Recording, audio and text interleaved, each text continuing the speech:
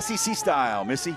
Absolutely. It doesn't get any better than this time of year and the start of SEC. So it will be Sacco, Barbary, and Cook facing the right-hander Cleathermos. And away we go. First pitch outside the strike zone. That's Brian Crochet behind the plate. Matty Dial is our first base umpire. And we've got Tom Meyer over at third base. You see the numbers on the year, just south of 370 so far for Sacco.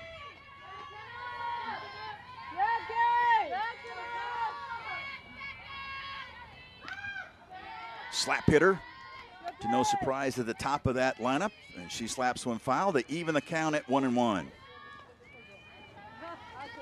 And for Mississippi State, they really want to get Sacco on base. She leads the team, going 12 for 12 on steal attempts. That's tied for second in the Southeastern Conference.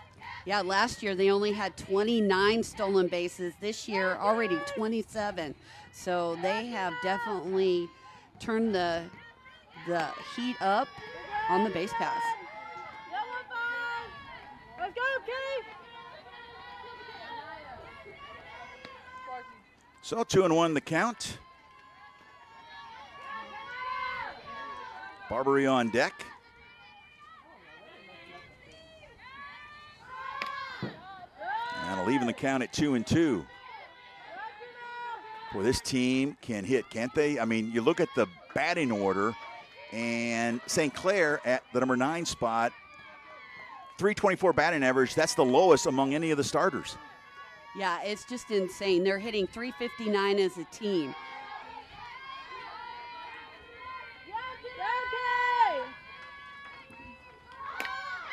And a liner up the middle. And that's how we start tonight's game, as Sacco reaches on a base hit. And a good start for the visiting Bulldogs. Well, we knew that there was going to be a lot of offense this weekend, and Sacco definitely starts it off. Just takes that pitch a little bit too much on the plate and drives it right back up the middle. And that's what Mississippi State wants, as I know Cleathermos will be keeping an eye on Sacco. As you mentioned, Missy, it's a speedy state squad. Only 29 steals all of last year, already 27 this year. And here's Barbary.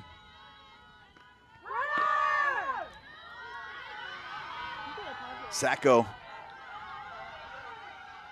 thought about it. Yeah, yes. Huge jump right there. I think she was maybe testing Lexi Brady to see if she'd throw over to first base. Yeah, you heard a lot of the infielders yelling, going. They thought that she was off. The 0-1 to Barbary.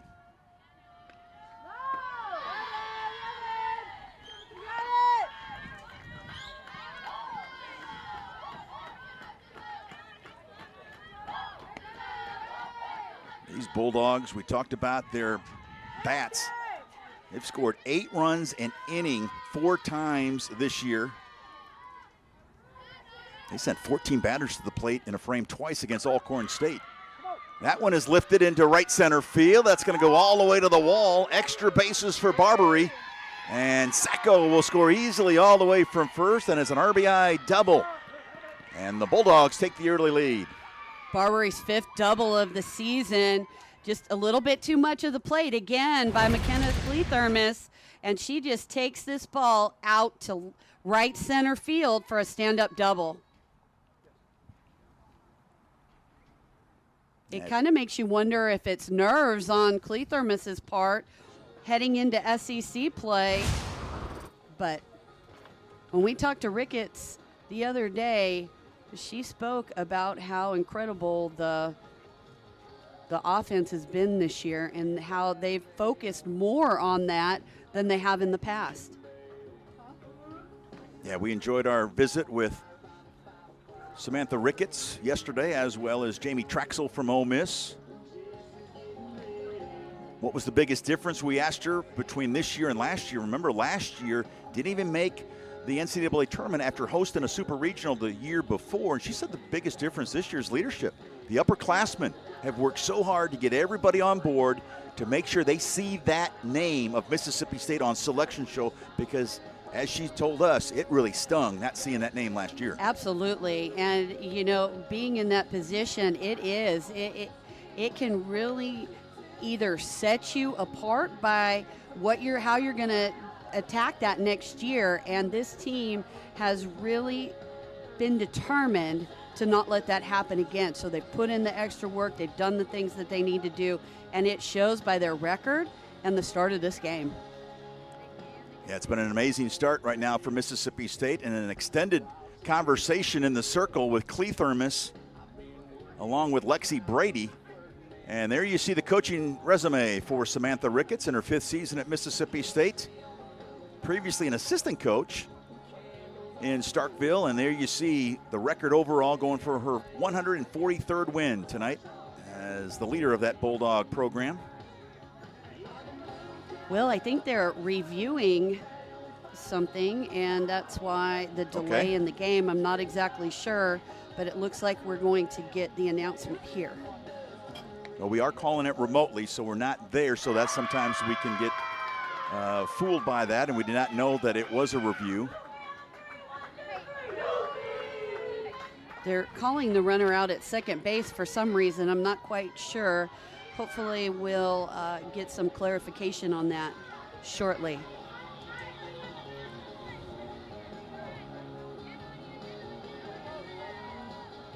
So Barbary will be out now. She's not at second. Give her an RBI, though. It's 1-0 Mississippi State. That double to right center, scoring Sacco.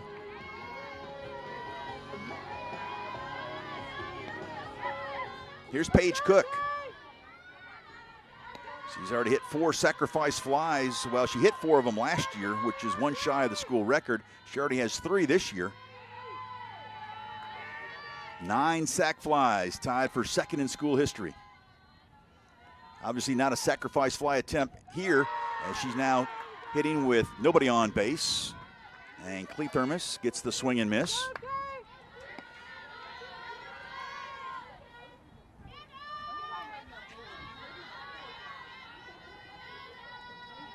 One and two the count to Cook. You got Blaine on deck. Okay, I know what's going on now. It's really hard for us to sometimes know what's going on because we're doing this obviously remote, but the challenge was leaving early, and so Sacco is out at first base, and that's Barbary back up at the plate. Okay. We got it all set now. So there is no score. That's correct. And Barbary at the plate. 1 and 2 the count.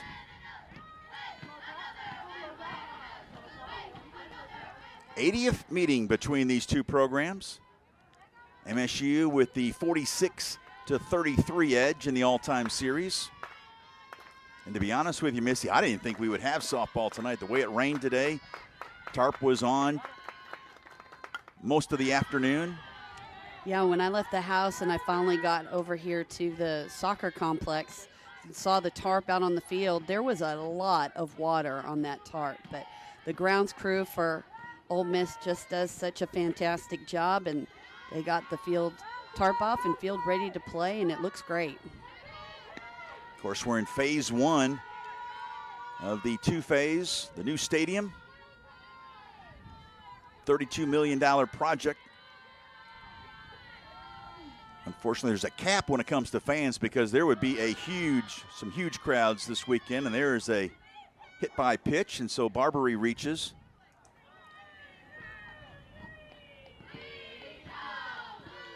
Runner at first with 1 out for Paige Cook. Now batting for the Bulldogs, the right fielder, number 6, Paige Cook.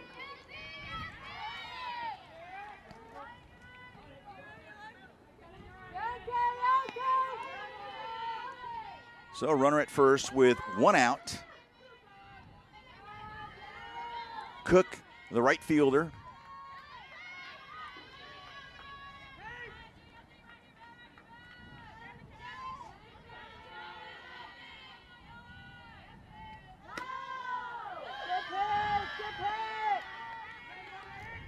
Out of Pittsburgh, Pennsylvania. You see her numbers on the year, 15 ribbies. Hitting right at 360 on the year. And a terrific OPS.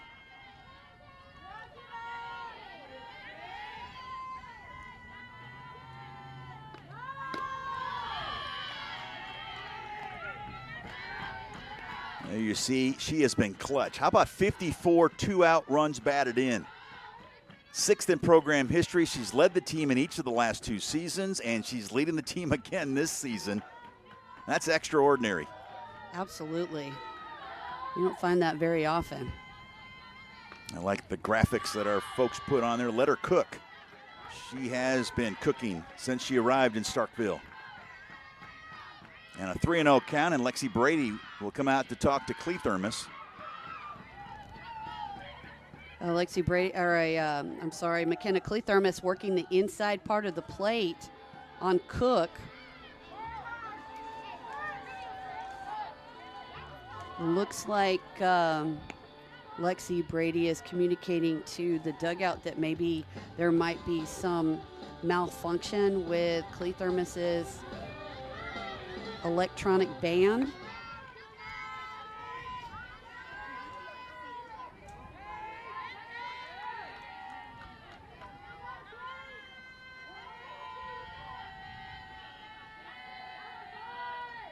The 3-0, Cook taking, ball 4. So that'll put 2 on with 1 out. And the dangerous Jessie Blaine coming to the plate.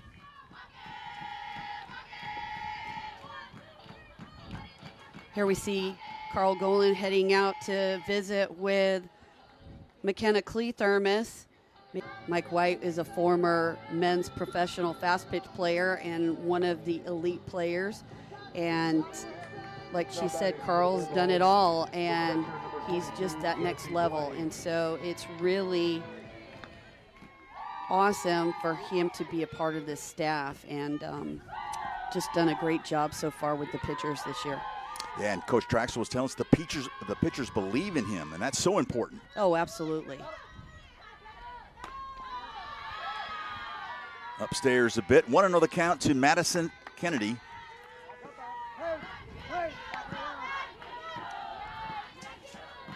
Check that, Blaine.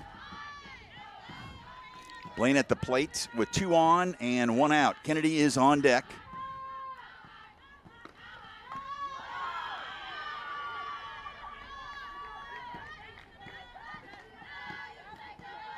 Jamie Traxel, a lot of new faces on that coaching staff.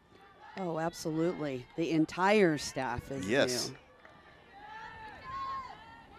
And she talked about how she's kind of taken on a little bit more responsibility as far as the recruiting going, so that the coaches could kind of get their feet on the ground running here in Oxford, which I know, being in that transition at times myself, that really helps because it's such a big move.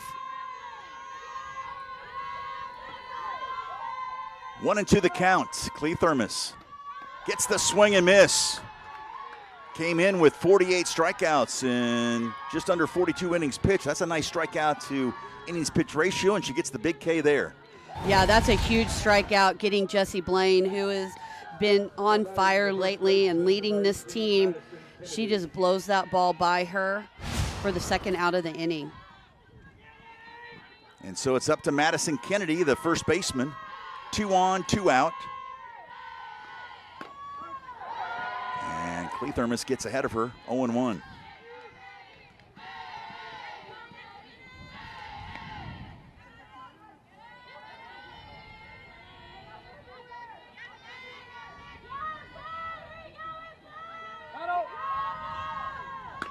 This Mississippi State batting order, some of these numbers are eye-popping, aren't they? Yeah, she's hitting 389. Hasn't started in every game, but played in 16.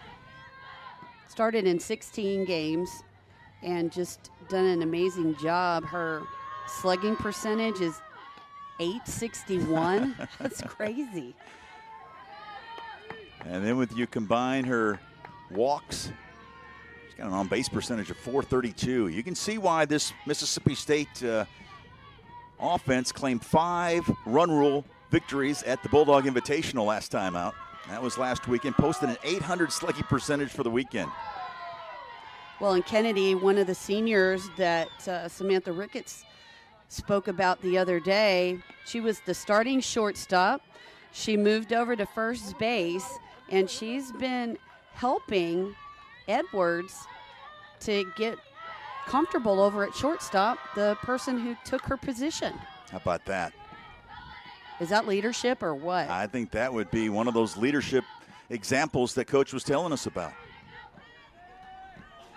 2-2 the count. Cleathermos got a break when Sacco left early on what looked like Barbari's RBI double early on here in the top of the first, and now Cleathermos trying to finish the deal. And a hit by pitch. The second hit by pitch in this inning is going to load the bases for Mississippi State. She hit Nadia Barbary, who was the second batter she faced in this inning.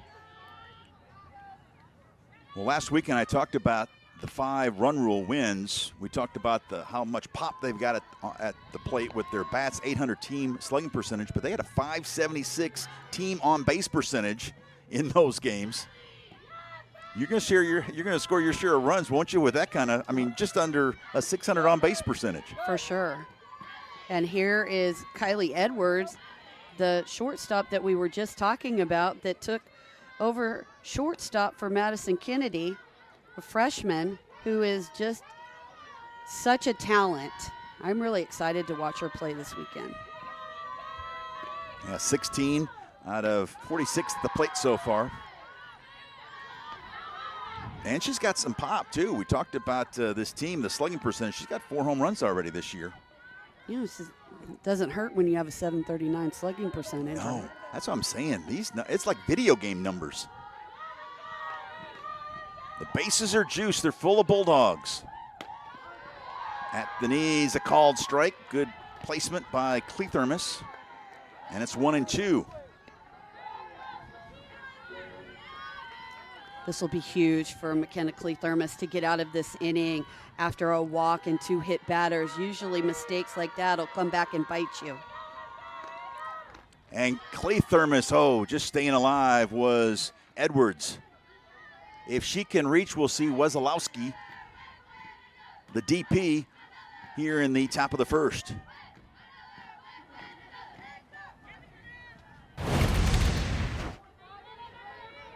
Boy, she just touched that ball, didn't she?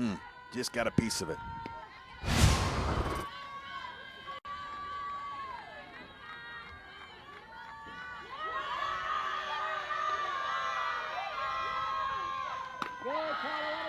That'll even the count at 2-2.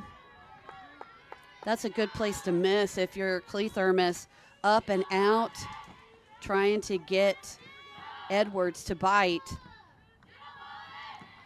Still ahead in the count. And now the count is full. And with 2 outs. That's impressive discipline by the freshman Edwards. Those pitches are a lot of hitters would go after those pitches. So great job here. Now runners are going. There they go, and a slow roller back to Cleathermos, and there will be a throw to first, but not in time. As Edwards, that must have had a little sauce on it as Cleathermos got to it, but couldn't quite make the play, and the Bulldogs score first here in the top of the first. Yeah, a lot of the runs scored off of Ole Miss last weekend were on errors, and here the same thing happens. Just Cleathermos cannot handle that ball cleanly, and Edwards able to beat out the throw at first base. And the Bulldogs score first, and here's Ella Wesolowski. Wesolowski swings and misses on that first pitch. Cleathermos had 2 strikes on Kennedy, and then Madison was hit by a pitch, and once again 2 strikes on Edwards. just couldn't make the play, and that's how the Bulldogs have the early lead. Well, it also doesn't help when you walk one and hit two Right. to load the bases. So, again, those are things that you have to try and eliminate if you're McKenna Clethermos, because, again, they will come back and bite you, and we see it here. Yeah, Barbary did score on that air by Clethermos. The 0-2, that one is upstairs, 1-2. Kind of a crazy top of the first inning. To say the least. Yeah. The 1-2 from Clethermos to Wesolowski. She lifts one to left field. It's going to be in foul territory, and it's going to find the turf down the left field line. And we'll do it again. Well, there's no lack for aggression on these hitters from Mississippi State. They're very aggressive at the plate.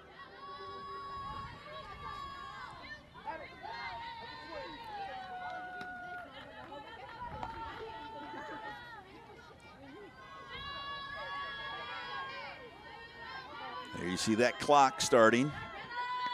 We'll talk more about that throughout the course of the broadcast. We talked with both head coaches about it yesterday. We'll get their thoughts. 2-2 the count. A good discipline by Wesolowski.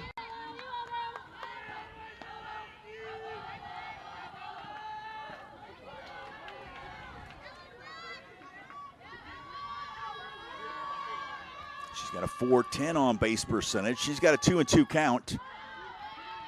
That will get out of play, and we'll do it again.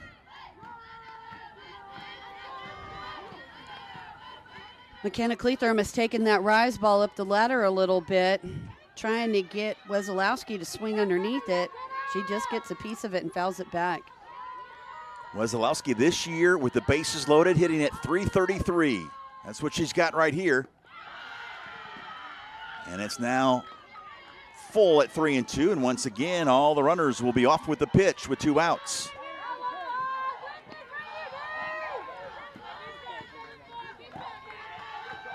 Hawkins is on deck.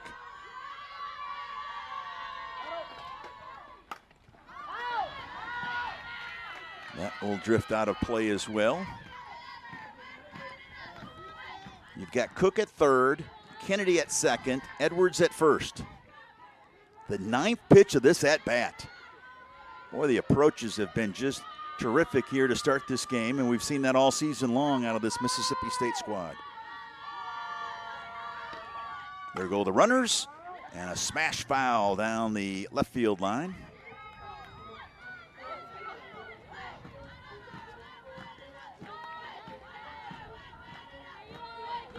Wesolowski definitely giving McKenna Clethermos all she can handle here. Just doing a great job of battling. I always say, foul it off until you can get something you like. Yeah, well, that's what Wesolowski's trying to do here.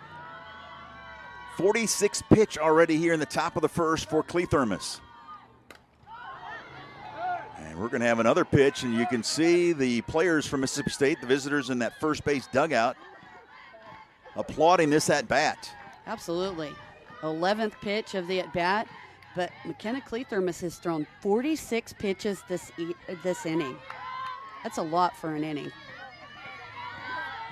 You mentioned coming in 7-1, an ERA under 2. Trying to finish the deal and do a little damage control, and there's another slow roller. But this time, the throw to first is in time to take care of Wesolowski. 7 come to the plate, 1 scores. We'll check out the Ole Miss batting order when we come back. Just leading off, Jayla Lassiter, one of the more electric players in the SEC, leads the conference with 13 stolen bases, ranks 3rd in the SEC with 28 hits. And she is the igniter on the top of that batting order, and she was 2 for 4. Had a great start and had a little bit of a lull, but then 2 for 4 in her last. 3 for 5. 3 for 5. I beg your pardon. Yeah, against Memphis on Tuesday with 4 RBIs. So she's really turned it around and struggled this past weekend and then had a hit here and a hit there, but Sunday she really turned it on against UAB, and it just continued into the game against Memphis. Yeah, that's the game that she went 2 for 4 maybe against UAB Right. on Sunday, and that's brought that batting average now up to 389. Facing Marin, 32 strikeouts and only 4 walks this year for Marin. We look at a strikeout to walks ratio, that is off the charts. 32 Ks, 4 free passes. Yeah, I mean, that's phenomenal. If you're a head coach, pitching coach, that's exactly what you want to see out of your pitching staff. Lassiter has reached base 18 of 20 games. Not this time. As she'll ground out to short. Edwards takes care of her for the first out. And as a drop ball pitcher, as Josie Marin is, you're going to get a lot of ground ball outs, and so it's important for the defense to be solid behind her today. So here's the junior left-handed hitter, Pone, Jaden Pone. 418 batting average. And there we see that drop from Marin. It just falls off the table. Such a pretty pitch.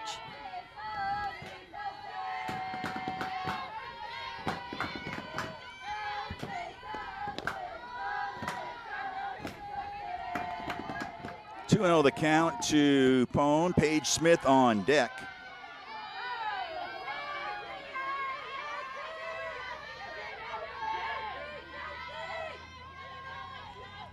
Rebels are hitting at .321 as a team. That's 5th best in the SEC.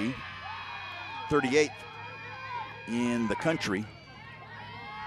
And they have tallied 10-plus hits, Missy, in 8 of the first 20 games this season. Yeah, they are just doing an outstanding job, this part of the lineup. Strike called.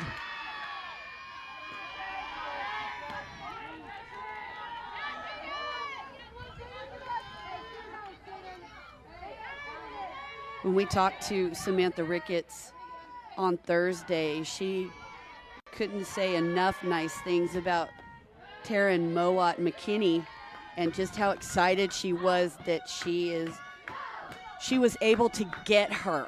It was a process, and just how excited she was to get her to come to Mississippi State, and what a phenomenal job that she's done with the pitchers. In fact, every one of the pitchers has a changeup now.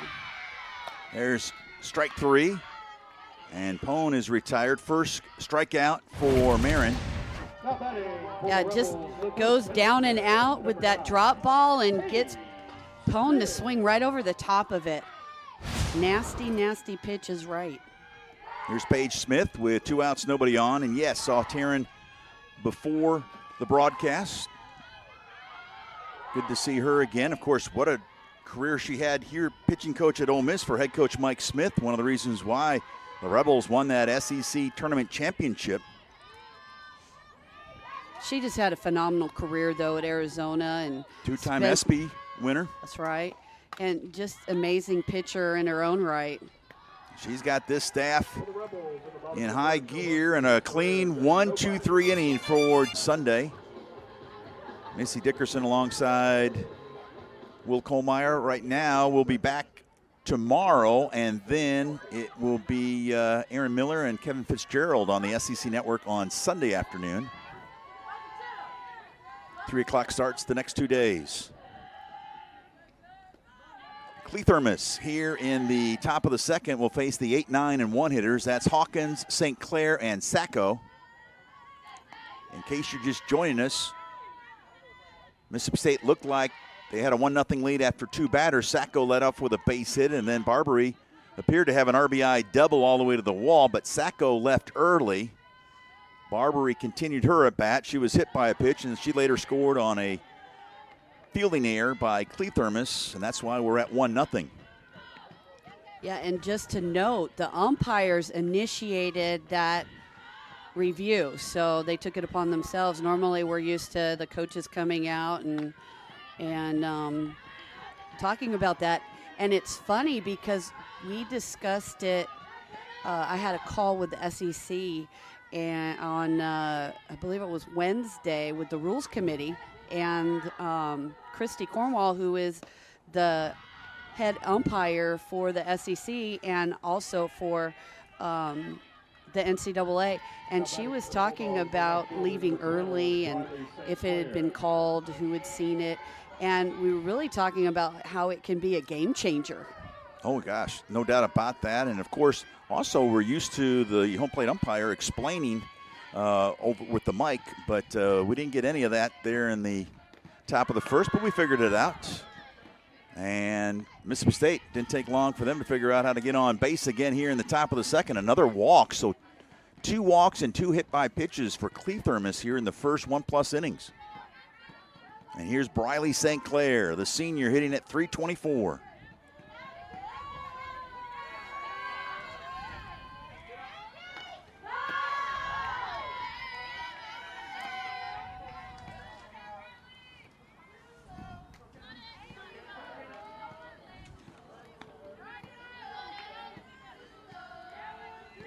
This Ole Miss pitching staff has combined to throw 6 shutouts so far this year. Won't be one here tonight. That's 13th most nationally, though, those 6 shutouts. And 4 of those shutouts for the Rebels have come in the last week.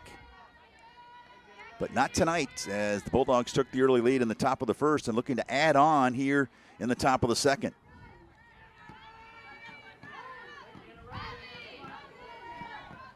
Not a huge steal threat at first base with Hawkins.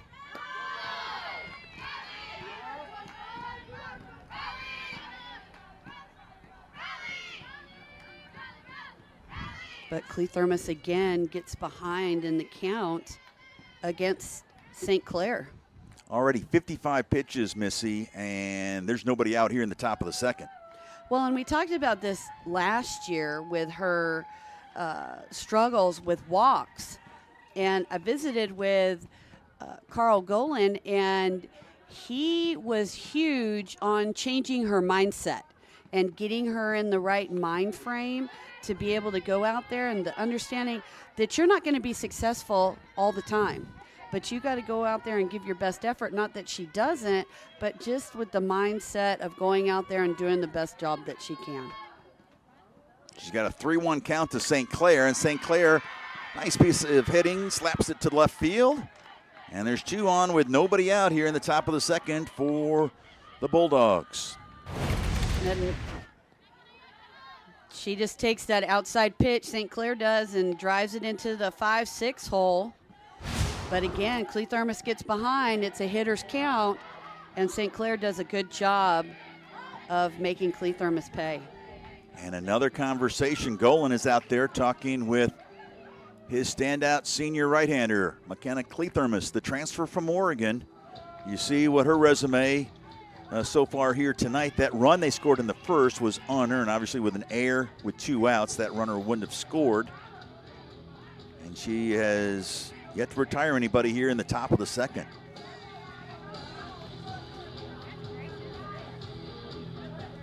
And now Lexi Brady continues the conversation. You see Brian Crochet, the home plate umpire. And Cleathermos gets some encouragement from the left side of that infield. You saw the third baseman Rummel along with the shortstop Star encouraging her. One of the things that Jamie Traxel talked about with Carl Golan is that he instills confidence in his pitchers. And so I'm sure he's out there discussing that with her, that she can get this job done and to believe in herself. And let's dig out of this hole.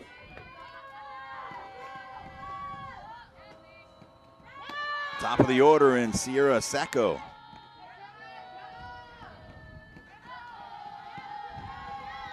Samantha Ricketts telling us about Sacco. She's a mainstay at the top of the lineup. Took over center field. St. Clair moved over to left. And she is a great table setter, according to her head coach. We'll back that up. Yeah, we saw that in the first inning when she had that base hit right back up the middle to lead the inning off. Unfortunately, she left early and got called out. Otherwise, Barbary would have had her stand-up double. That's right. And we would have most likely a different score than just 1-0 right now. Here's the 1-1. Just low. 2-1 the count. I think that's been one of the keys. Cleathermos has been falling behind a lot of these hitters, but even their two-strike approach at the plate, even when they had 2 strikes on them, Mississippi State has been able to navigate their way and get on base. Yeah, absolutely. They're really disciplined at the plate, and you see there, Cleathermos taking a little bit off that pitch. Sacco taking strike 2. 2-2 count now. With 2 on here in the second inning. You see the runner, that's Hawkins at second. Swing and a miss. Cleathermos gets her second strikeout of the evening. That's a big strikeout for Cleathermos. Just takes this pitch a little bit up in the zone. Nice rise ball there on the inside part of the plate to be able to get Sacco for the first out of the inning. So 2 on with 1 out for Nadia Barbary. Was hit by a pitch and came in to score last inning. That's a called strike.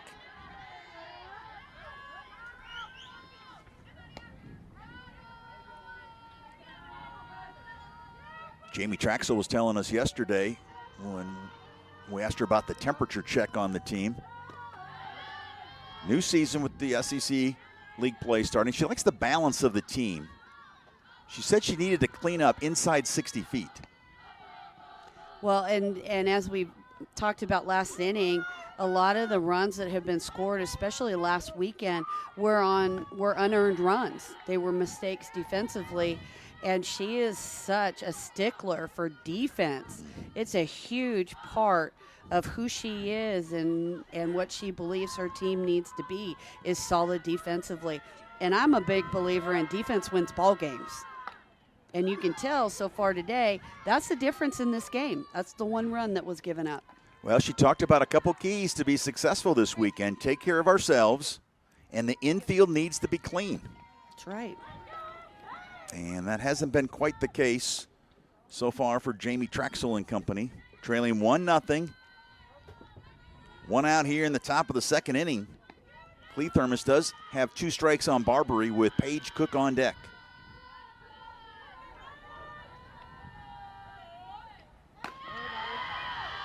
Now the count will be full.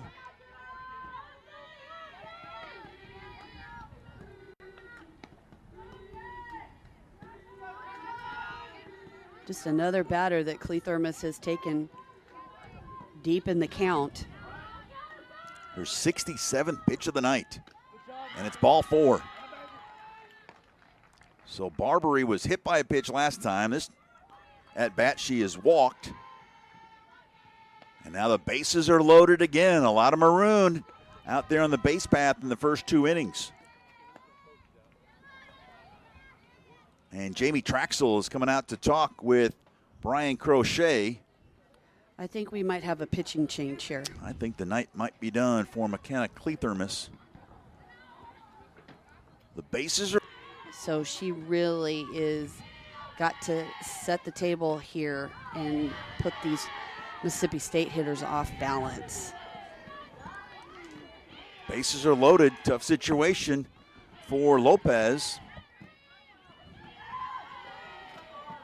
As Cleathermos went 1 1/3 here tonight. Cook walked her first time up. She sends one to right field. Pone will make the catch. Is it deep enough to score a run? Yes, it is. As Hawkins tags, she scores easily. And a sac fly for Paige Cook. Making the sacrifice yet again for Paige Cook. Yeah, absolutely. Ball not super deep, but just speed on the bases. Able to score Hawkins from third and move St. Clair up to third base. Cook now has tied the school record with sacrifice flies. She had 4 last year. She now has 4 this year. 10 career sac flies.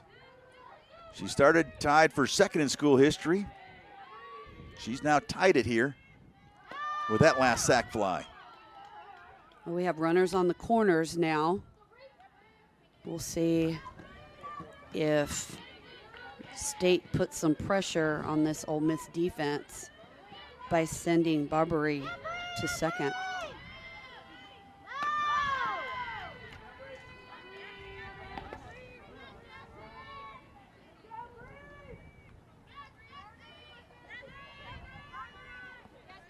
So 2-0 the count.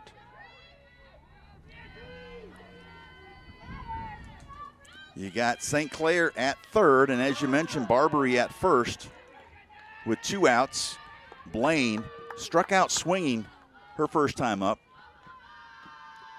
Now she's up in the count 3-0, and not really a scenario you want to get in if you're Brianna Lopez, knowing how well, and we see a 4-pitch walk here. Rebels having a hard time throwing strikes here to start this game. And yes, you don't want to face Blaine, who leads the team. Slugging percentage, runs batted in, homers, and as well as batting average. And they're loaded again with 2 outs for Madison Kennedy. Kennedy was hit by a pitch her first time up. There we see a changeup by Brianna Lopez. Coming in for strike 1 against Kennedy.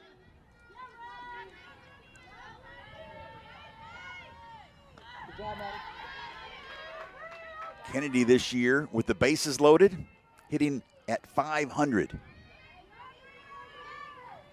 She's been clutch when she sees a lot of teammates on the base path. Upstairs, 2-1 the count. Well, and State's really going to have to be patient because you have Clee Thermos, who throws in the upper 60s, hitting 70 tonight, and then you have Brianna Lopez, who comes in the upper 50s, low 60s with that wicked changeup that drops down to 45, 47. She took something off of that one, froze Kennedy, and the count is even at 2-2. Lopez trying to finish this top of the second and only allow 1 run. This one's popped up. It will be out of play. And we'll do 2-2 again. Bases loaded, 2 outs here in the top of the second. Mississippi State has scored a run in each of the first 2 frames.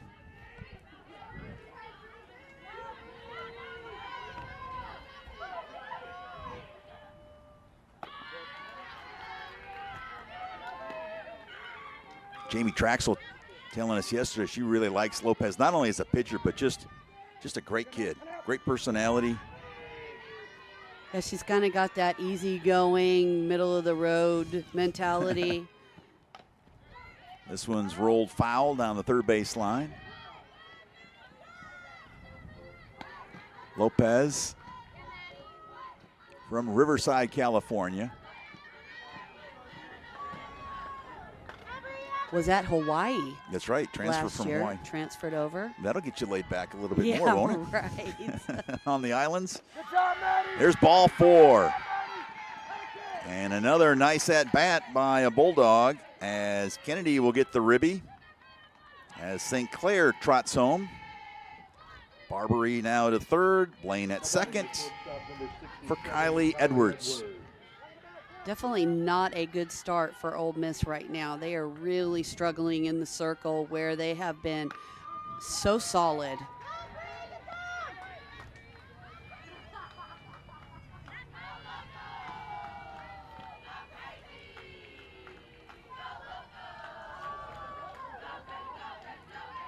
Edwards reached on an error by Clee Thermos. There's a slow roller. And a nice job by Starr, who steps on second, and that will end the threat. 8 by so fast. Of course, if you're a player and you're a coach, and you're right in the middle of things, you're like, man, this is a long season. But it does. It gets there really fast, and especially if you're a senior, you want to enjoy it as much as you can. Lexi Brady will lead off the bottom of the second, followed by Delaney Rummel, and then Ansley Furbush, the 4, 5, and 6 hitters against Josie Marin. Slap. Oh, hard smash, but there's Barbary right there for the first out. Boy, was that not a bullet? Mm-hmm. They don't call it the hot corner for nothing, do they? I know, wake up. Here it is. Oh, great job by Bobbery to make that play. And so Marin has retired the first 4 hitters that she's faced, and here's the third baseman, Delaney Rummel.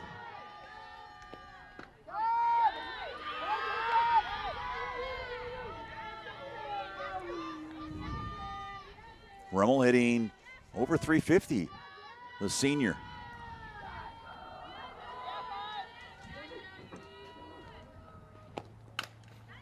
Head coach Jamie Traxel had a lot of nice things to say about the transfer from Illinois. Mm-hmm. That's right. Fighting Illini. Yeah. And that she was just calm and cool like their hitting coach, Daniel Nicolaisen, and had a great bat-to-ball skills and reads the ball well, very consistent, confident, just a tough out. And we've seen that. Paige Smith has just been on fire lately, so Coach Jamie Traxel kind of flip-flopped them in the lineup, and you're really not missing anything with Rummel. She's going to give you everything you got. She's got a 1-2 count, so she's got to guard the dish. She's got a .420 on base percentage, but she's behind the count to Marin. That'll even things at 2-2.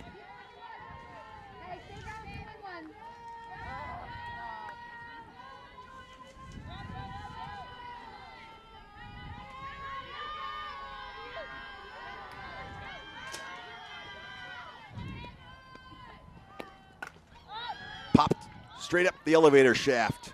Left side of the infield. That's Edwards, and there's 2 outs.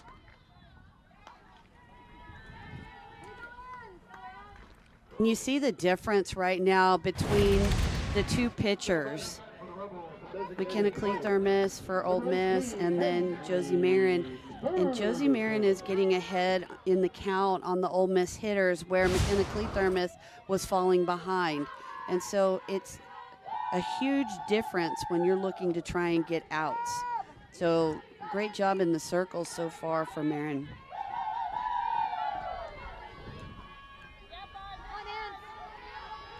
Ansley Furbush, the senior, hitting over 400.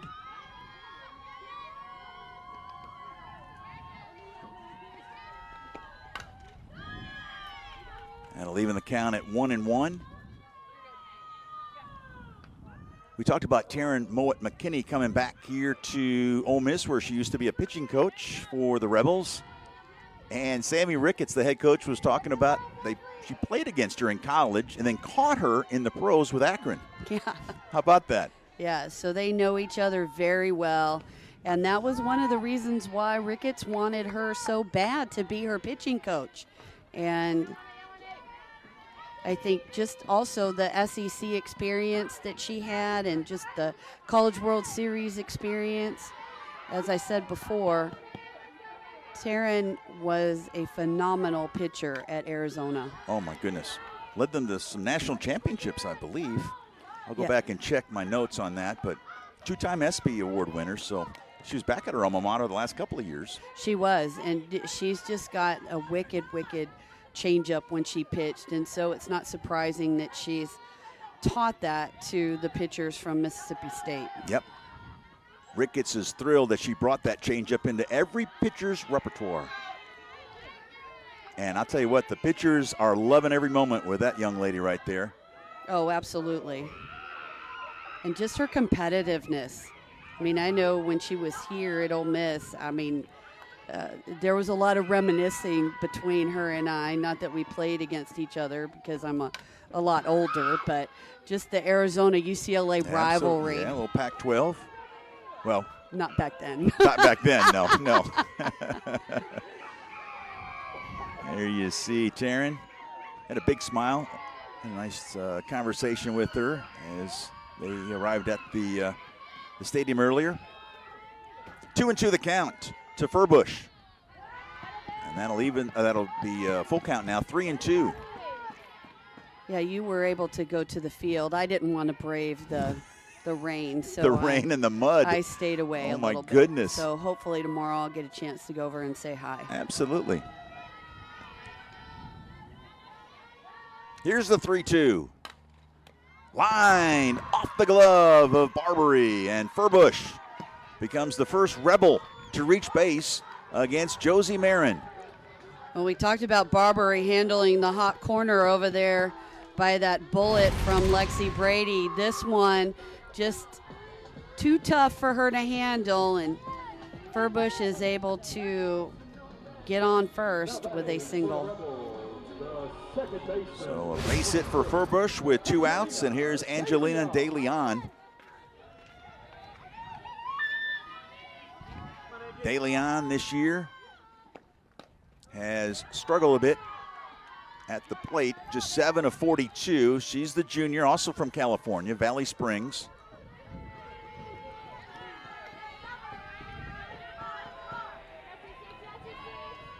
She has, though, walked 10 times. So that on-base percentage is .375. So the batting average is .167, but the on-base percentage, .375. And I think she had a good outing the other day at Memphis, too. I think she was 1 for 2.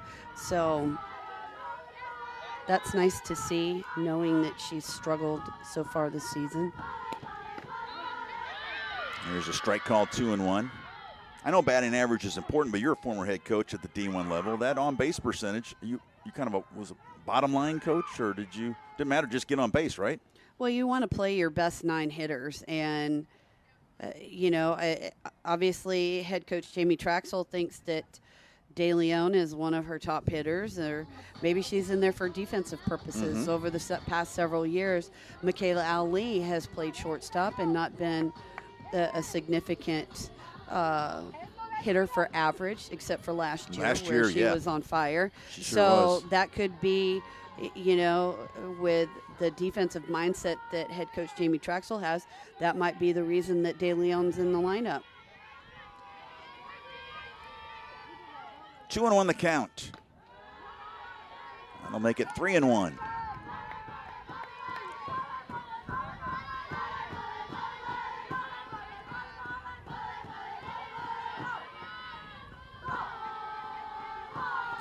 Ole Miss trying to get back into this one, trailing 3-0. Swing and a miss. Boy, that thing fell off the table. 3-2 now the count. With 2 outs, Furbush will be off with the pitch.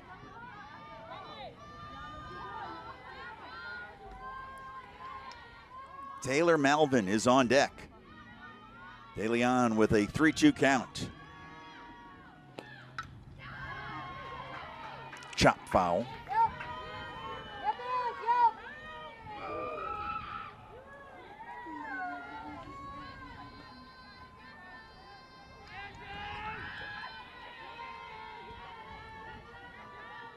It's tough to get a walk against this MSU pitching staff. In fact, they've walked just 3.3% of the batters they face, which leads the nation. Foul ball, and we'll do it again at 3-2. 3.3%. A total of just 16 walks, second fewest in the country. Yeah, that's just phenomenal. That's amazing. I think that as a head coach and as a pitching coach, you appreciate that so much, because as we saw in the first inning for Ole Miss, you have 2 hit batters and a walk, and it came back to bite you. Nice at bat here by De Leon, and you're right.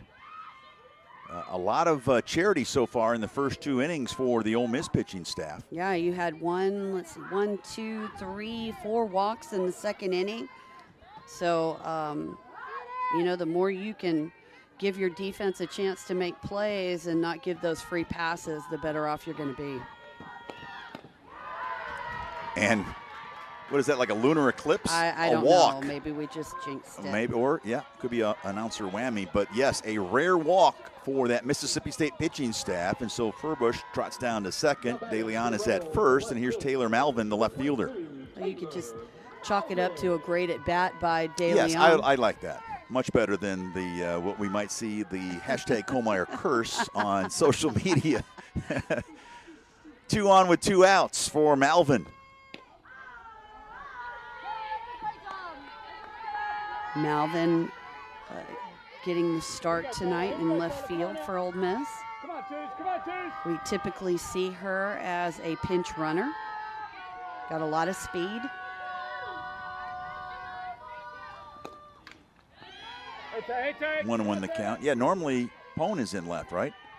Yes, that's correct. Pone is typically in left field, but tonight she's starting in right field, and Malvin is getting the nod in left. Yeah, we've seen a lot of McKay out in right for Ole Miss.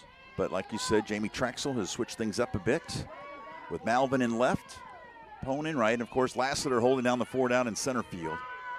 Putting a little bit more on the left side with Malvin and the speed, hoping to put pressure on this state defense.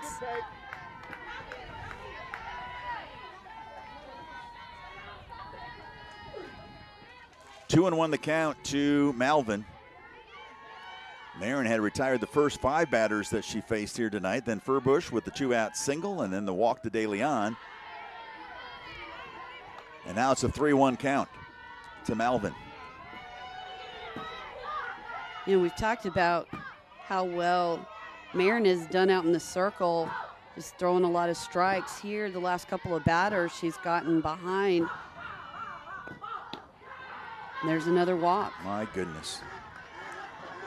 Only 3.3% of the time they've walked batters, and now they've done it back-to-back hitters, and so the bases are loaded with 2 outs for Ryan Starr. One particular pitcher and give them a lot of feedback and work with them. So I think that's huge and an important part for what Taryn Moat McKinney does. This is a huge moment right now for Ole Miss. A called strike to Ryan Starr. The bases are loaded. The sophomore from NYC at the plate. And I know it's only the bottom of the second, but this is a critical moment, I believe, for the red and blue from Ole Miss.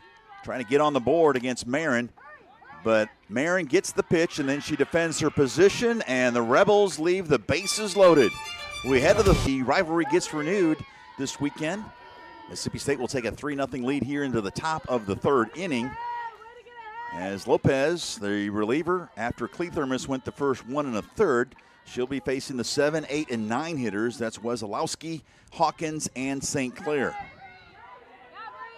It doesn't get any better than SEC play, and with the addition next year of Texas and Oklahoma, it's going to be exciting times. Oh, my goodness. It's already a loaded SEC when it comes to softball every year, but then you bring in, Oklahoma and Texas.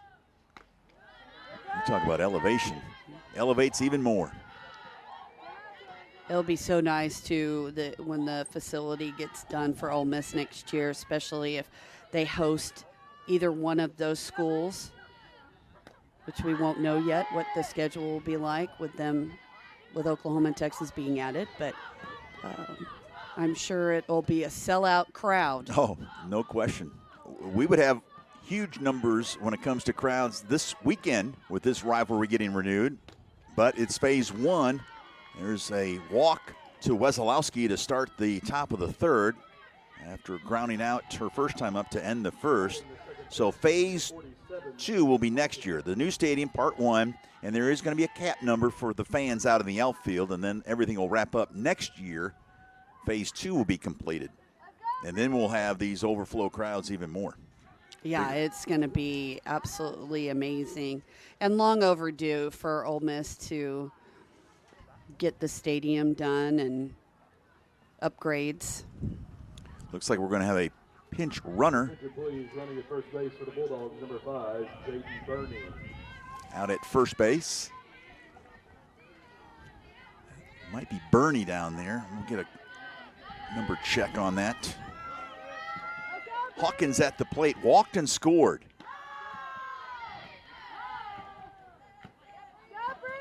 Keeps that batting average at 353.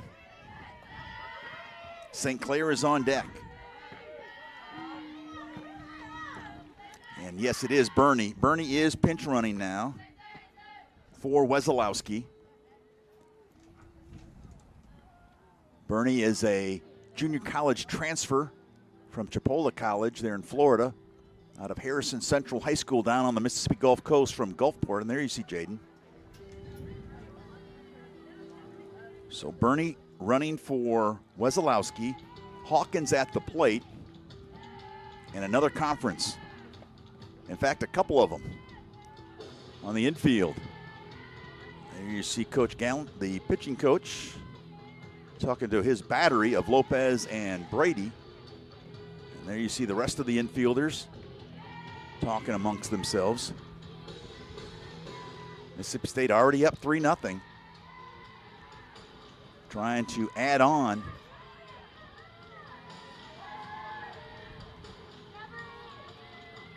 Carl Golan, one of 3 new faces on that coaching staff for Jamie Traxel. I had a chance to visit with him before the Ole Miss Classic, and we have a lot of mutual friends in common. Yep. And it was a real pleasure to meet him and get to visit with him. There's a strike called to Hawkins.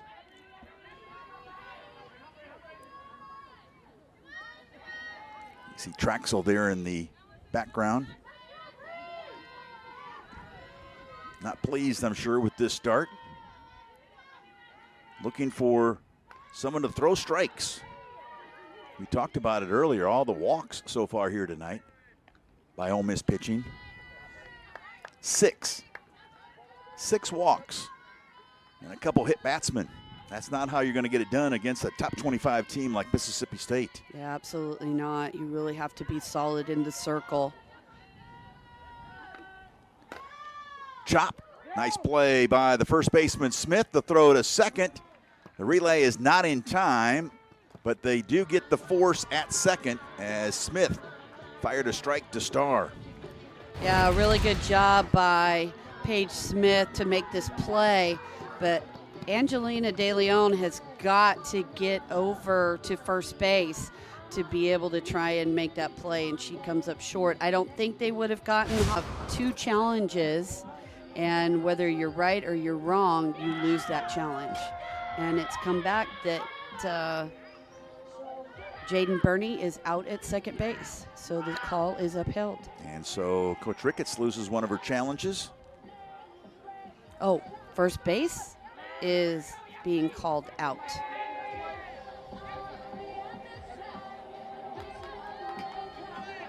Now I'm really confused. How about you? Wow. So did they say there was runner interference? It's one of the disadvantages of calling a game remotely. We'll try to figure this thing out with 2 outs now with St. Clair at the plate. And De Leon will take care of St. Clair, and that will take care of Mississippi State. Let's go and talk to home plate umpire Brian Crochet. And I didn't see it, but again, you know, it's not our call. So no, that's right. What a catch How about out in that? Center field by Sacco. Oh, my wow, gosh. laying out, stealing a base hit, potential double from Jayla Lassiter. Yeah, Sacco takes care of her center field counterpart, Lassiter. This is quite a web gem. First pitch, swinging Jayla Lassiter. We talked about how she's been on fire, and man, you hate that as a hitter to get robbed, but what a great play by Sacco. Yeah, I'm sure that won't be the last time we'll see one of these young ladies flashing some leather this weekend. But what a big play to start things off, because if you're Ole Miss, that's what you want. You want to get Lassiter on. You want her to ignite a rally here. Here's Pone. Nice play defensively by the shortstop. That's Kylie Edwards to her left, and 2 quick outs in the bottom of the 3rd. And we see why Ricketts is so high on Kylie Edwards. That ball could have sneaked up the middle by Jaden Pone, and she just cuts it off and makes a great throw over to first base. So 2 out, nobody on for Paige Smith. She grounded to 3rd, and Barbary took care of her for a 1-2-3 bottom of the 1st.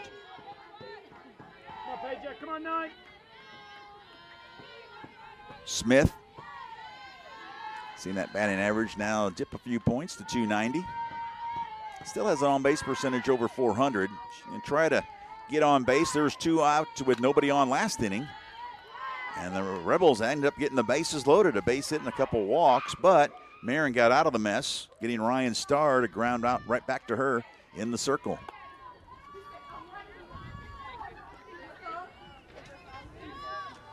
Oh, we talked about Paige Smith just being on fire. 2 for 3 in the Memphis game on Tuesday with 4 RBIs.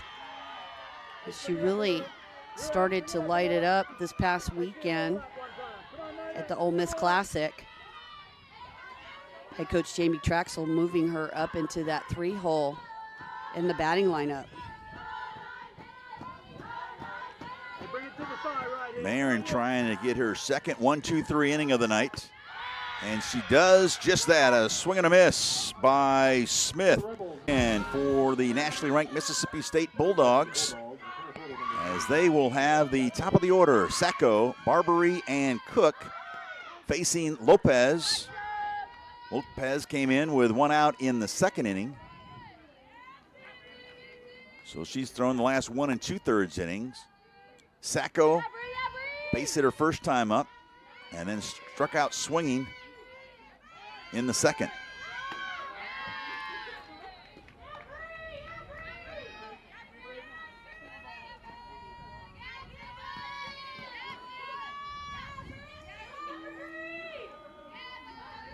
Lopez, her job is pretty simple. Got to keep this deficit at just 3 and try to get these Ole Miss bats cooking. Yeah, she's done a good job of. She had a couple of walks in the inning she came in, but she's really done fairly well keeping the state hitters off balance. Sacco, of course, last half inning robbed Lassiter of a base hit.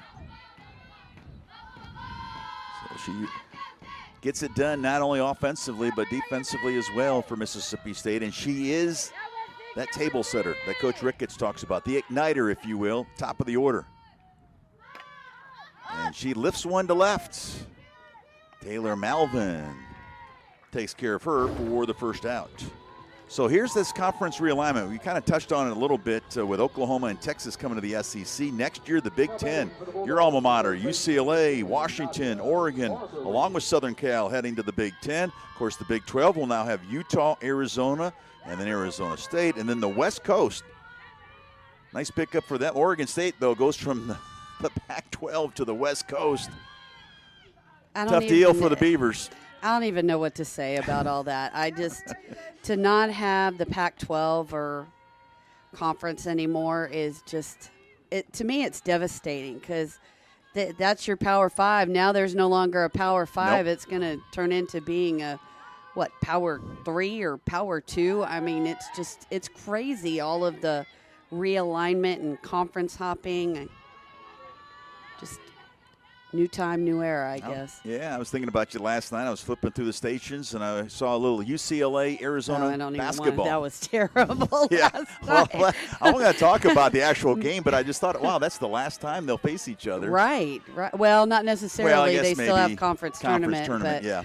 But they're at UCLA on that campus, unless there'll be a non-conference going forward. Last time that game at UCLA. Yeah, I mean, you look at, the rivalries over the years with USC and Stanford and Cal, and it's crazy because you're not going to have that anymore. So it's hard for me to swallow that. It really is because, that's what you grew up watching. Absolutely. Nadia Barbary's got a 3-1 count. She's reached base her first 2 times up, and now a swing and a miss, the count full. She was hit by a pitch in the first and then came around to score and then walked in the second inning. It's a pretty pitch by Brianna Lopez, just pulling the string. And called strike 3. So Lopez gets Barbary looking. Yeah, her first strikeout of the game. And just really using that changeup effectively. It's really doing a job on these state hitters who are so potent.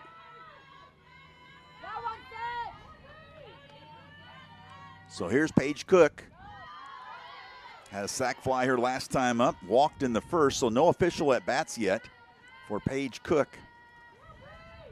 who hits third in the lineup for Mississippi State, not to be confused with Paige Smith, who hits third for Ole Miss tonight. Right. A couple Pages holding down that 3 spot. That was a huge hack there by Paige Cook. Oh, yeah. She won't get cheated. And, you know, that's kind of like what we come to expect out of Coach Ricketts. They will take their hacks through the years when you look at this offense. But this year, Coach was saying they're focused more on the approaches. Go to the plate with a plan. There's a drive to right. Played perfectly was Pone, and that takes care of Paige Cook in a clean 1-2-3 inning for Lopez. We're halfway home as an Ole Miss Rebel. And they left one person off, and that's Ryan Starr, who's starting at shortstop from Syracuse. So some key transfers. You talk about how things have changed through the years. My goodness, Missy Dickerson, that transfer portal. Oh, yeah. Every coach that I know that comes in here, I always ask them, you know, how they feel about the transfer portal. And they always talk about how it's a tool, or they like it or they don't like it. And I think it's just, you know, personal preference. Lexi Brady, the cleanup hitter, bounced to Barbary to lead off the second inning. She's leading off the fourth.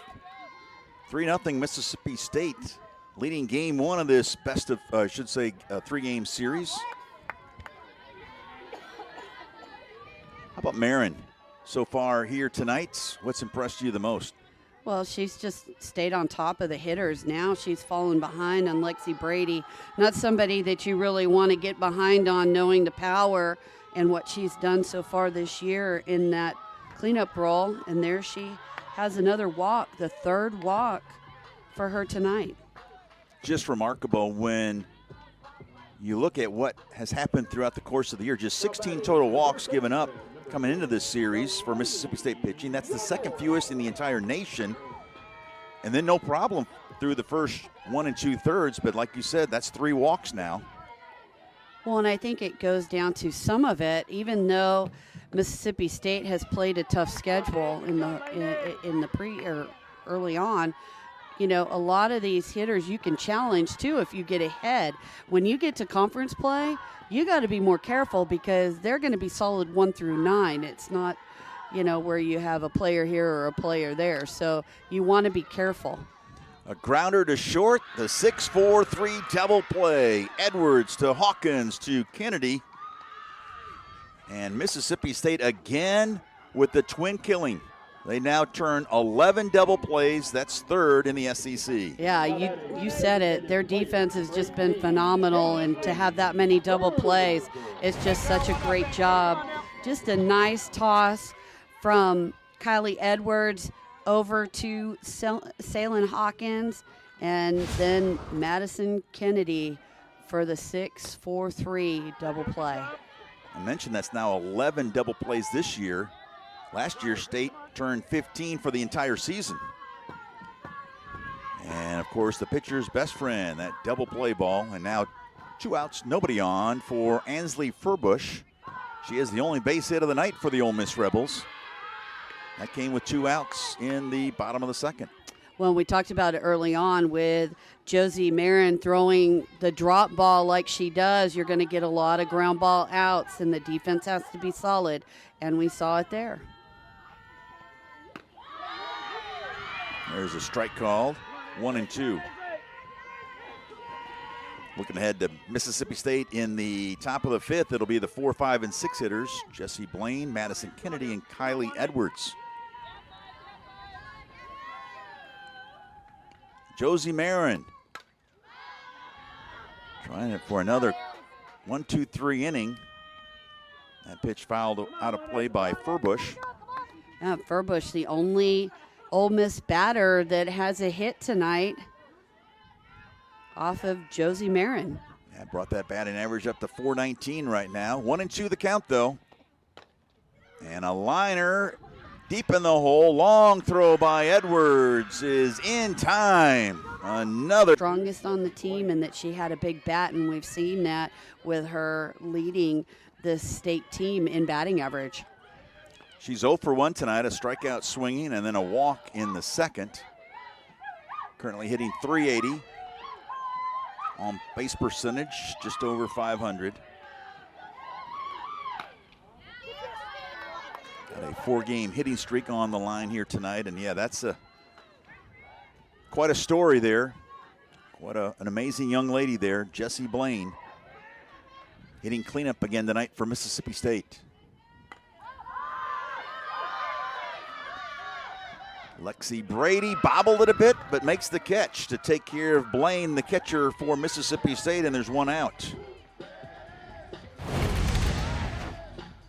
Yeah, she finds the ball really quick, but I got to tell you, I hate that one-handed catch. I am such a firm believer in catching the ball with two hands to prevent possible mistakes like that ball almost falling out of Lexi Brady's glove. Hey, I'm old school as well. I'm all about that, using two hands.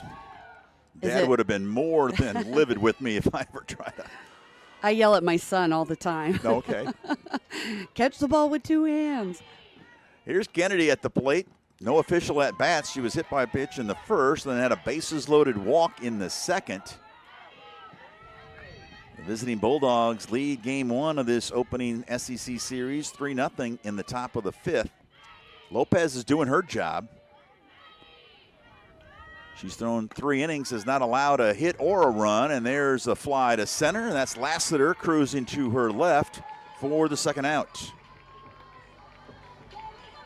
Lassiter just makes it look easy out there. She's so athletic, just a phenomenal outfielder, and just makes it easy play. Like a gazelle out there, the way she glides.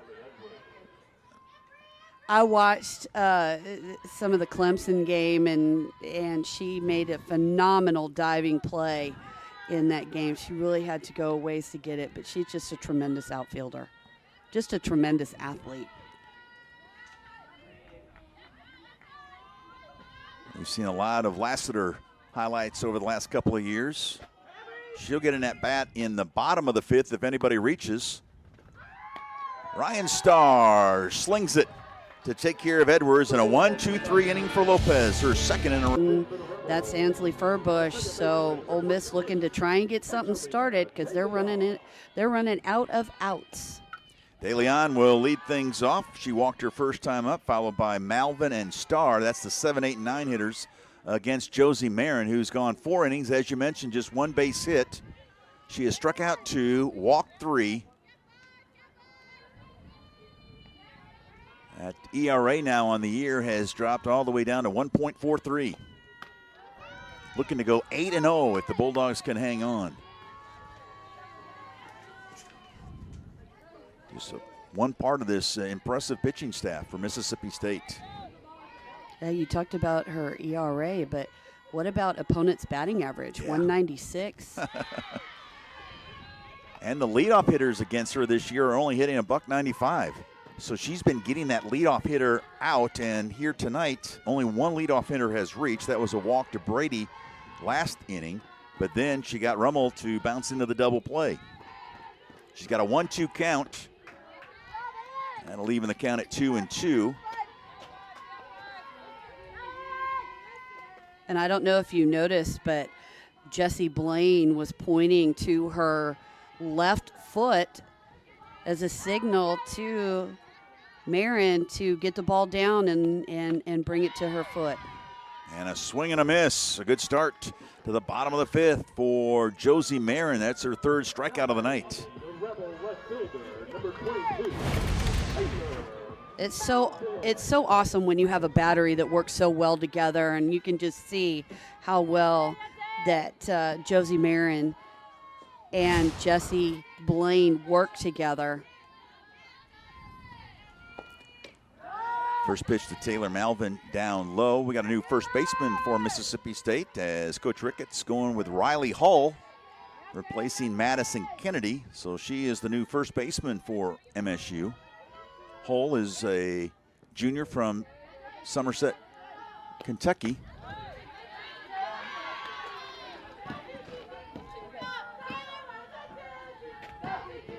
Ryan Starr is on deck. Just one hit tonight for Ole Miss.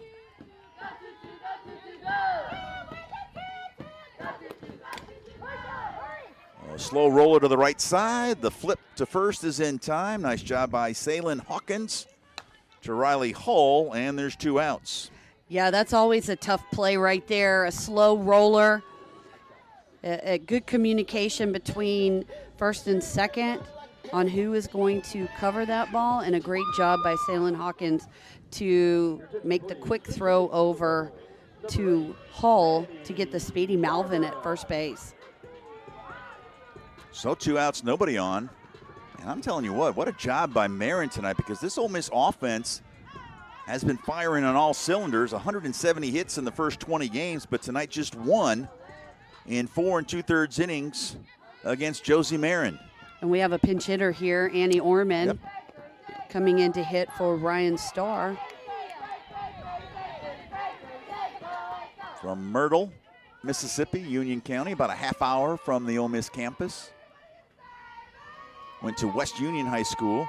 You see what she's done on the year. Batting average at .238. Jamie Traxel just looking for a spark somewhere. Oh, absolutely. And Annie Orman can definitely do that. She's got a lot of pop in her bat. Usually one of the first people off the bench in a pinch hitting role for Ole Miss.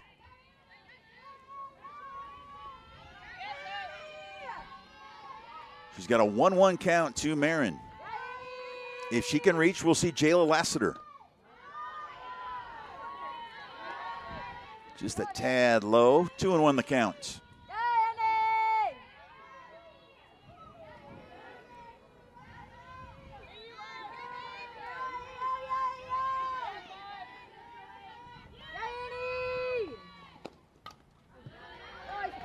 And that'll even the count 2-2 with 2 outs.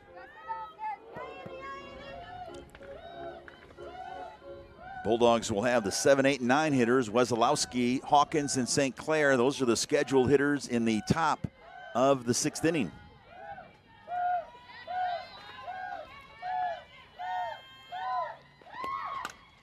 Fly ball, deep left, but hooking foul. Orman gave it a ride, but just a loud foul ball.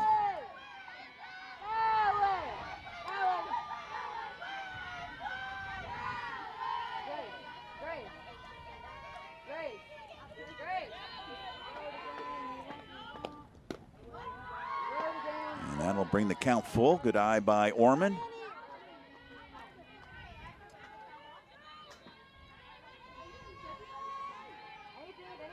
She's 4 for 21, I should say 5 for 21 at the plate so far this year. Does have 4 runs batted in.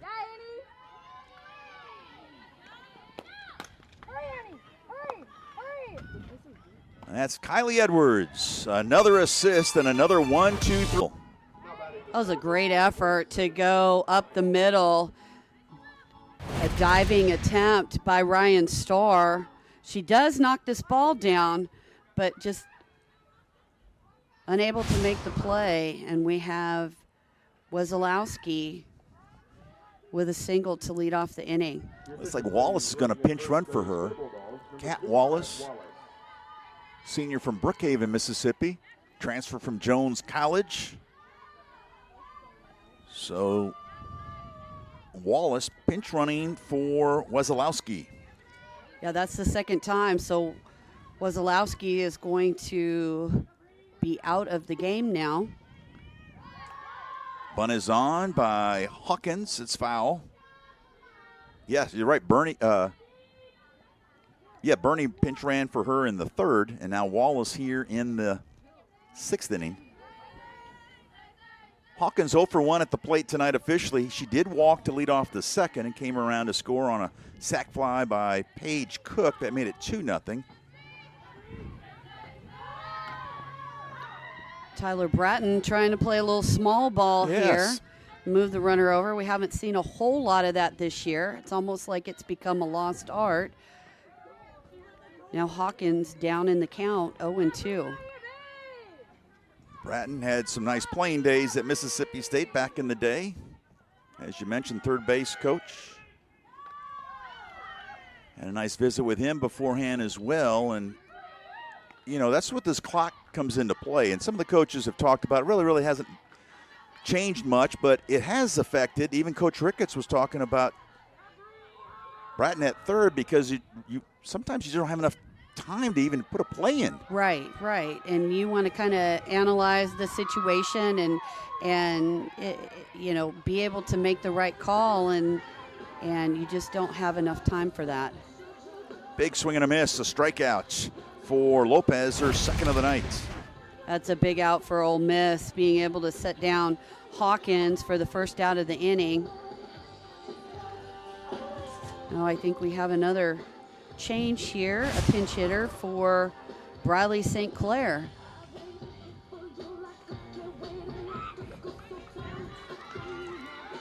So that will be Fa'apito will be pinch hitting. Fa'apito pinch hitting for St. Clair, who went 1 for 2 with a run scored tonight.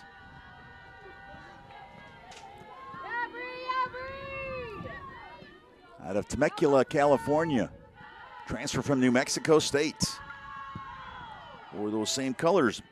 Some maroon for the Aggies out there for New Mexico State. Of course, a lot of Mississippi State fans familiar with New Mexico State with their head basketball coach, Chris Jans. He did well at New Mexico State before heading to Starkville. That season about to wrap up. SEC basketball tournament will be straight ahead next week on the SEC Network. Of course, this weekend, the ladies have taken center stage out in Greenville, South Carolina. Right. Ole Miss has a 2-game bye for coming in third. They're playing Florida tonight after Florida upset the number 6 seed Vanderbilt last night.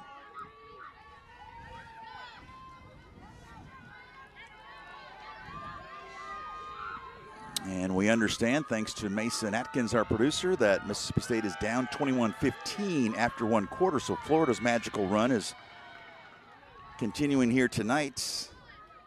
And the one-out walk will now bring Sierra Sacco to the plate, the leadoff hitter, as Wallace now at second. And they just re-entered Briley St. Clair for Fa'apito. Okay. It's a great job of at bat, earning the walk.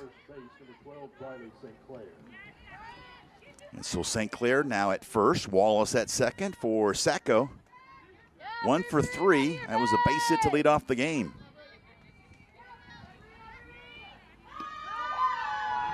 Isn't this a fun time? I mean, March is here, so we still have tournament time, postseason underway for basketball, and of course, the SEC softball season opening this weekend. SEC baseball's conference play starts next weekend. My favorite time of the year. It is.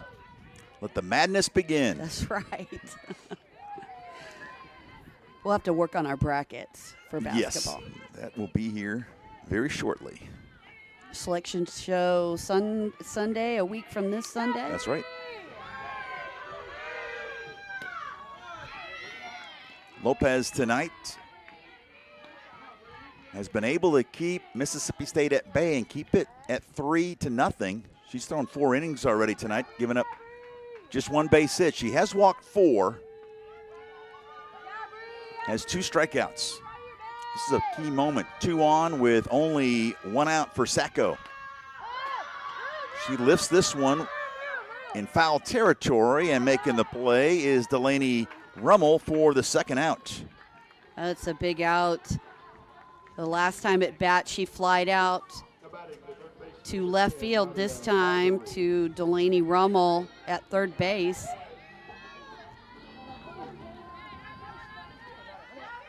Brianna Lopez really doing a job with that changeup, keeping these state hitters off balance.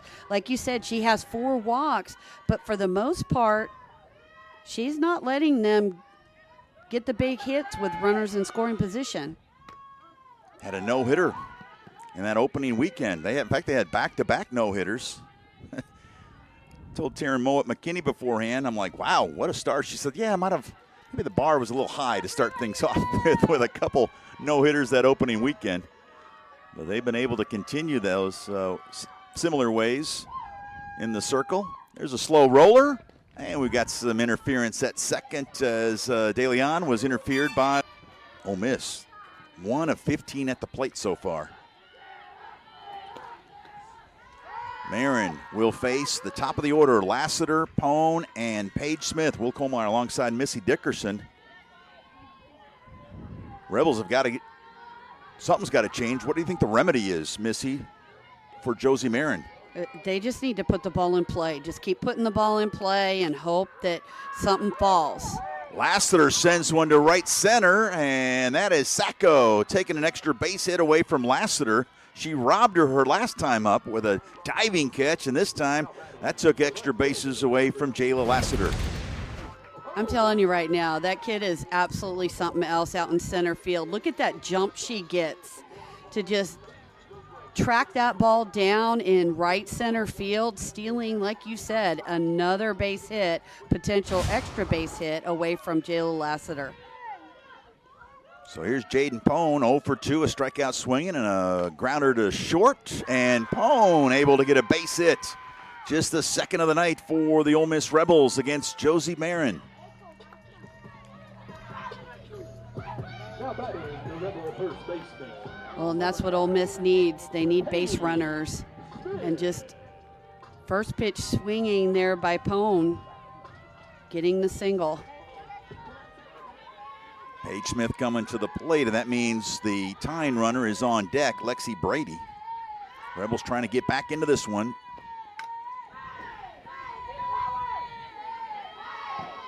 Josie Marin, what a career she's had at Mississippi State so far. She won each of her first 6 career starts and is currently 15-2, with her only losses to number 1 Oklahoma and number 10 Arkansas.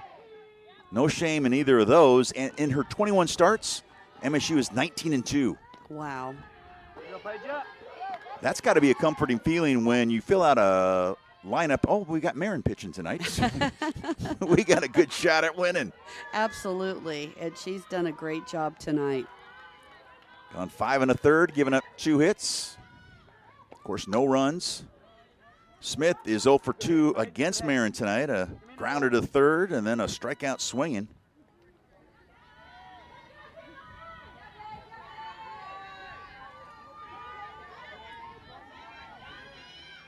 Marin already this year has thrown 6 complete games, including 4 solo shutouts.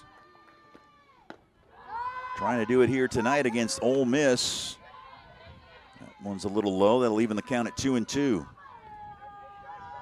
Well, and you always want to come into your first series or any SEC series and take that first game. It's important. Kind of sets the tone for the whole weekend, doesn't it? Exactly. There's a drive to deep left, but it's going to be playable and caught by St. Clair. The runner tags from first to second, and Pone is in safely on the long fly to left by Paige Smith. I think that ball was hit as high as it was far. But a great job of base running. You see Pone getting back immediately as she sees that ball is going to be an out and just gets a great jump, diving headfirst into second base, giving Ole Miss a runner. And most of it is from their seniors, but Blaine just a junior. That's right. Yeah, in fact, when we were talking to Coach Ricketts, what's been her evolution, how she's evolved as a head coach at Mississippi State now in her 5th year, she gives a lot of that credit to this group of upperclassmen, this senior class. That was her first season. That's right.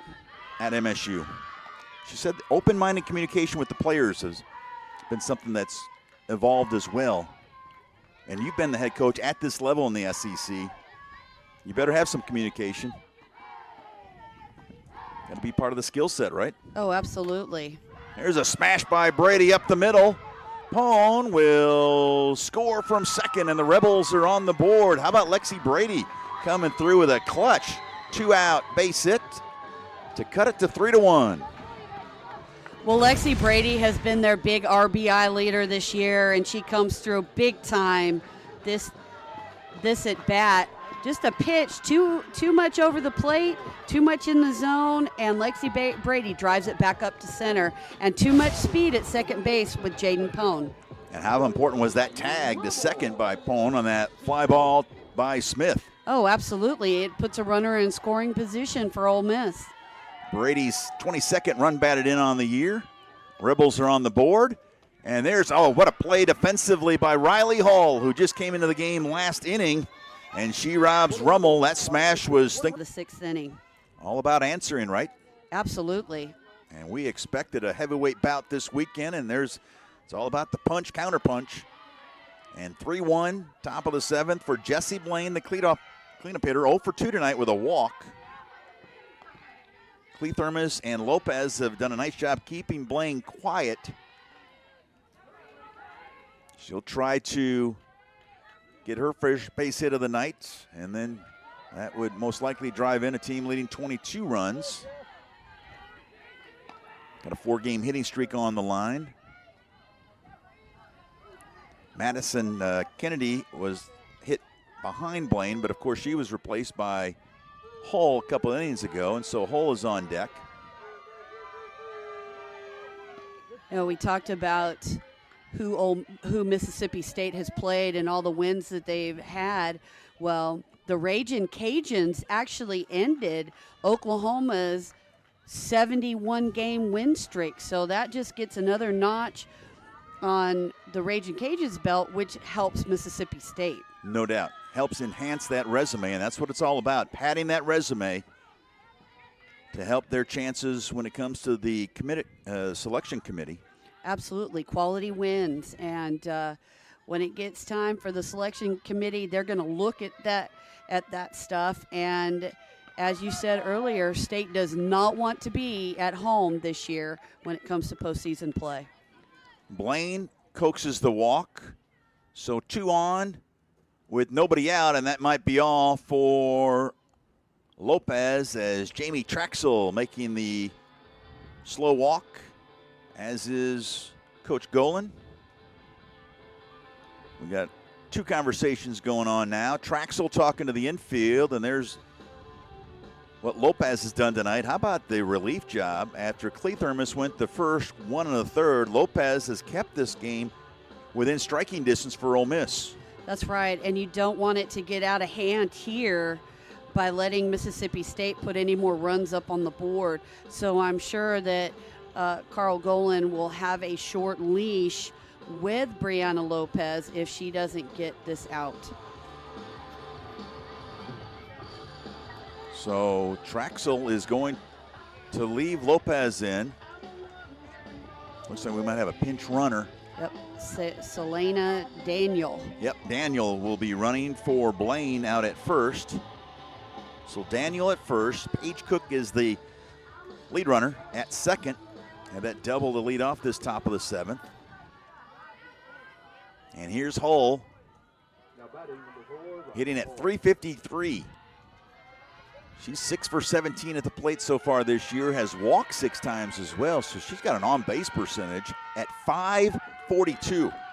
That's pretty good for a defensive replacement coming in after Kennedy started at first. And Kennedy, a right-handed batter, and here you have Hull, a left-handed batter, going against the left-handed pitcher of Brianna Lopez. Yeah, not an easy assignment for Hull against the lefty.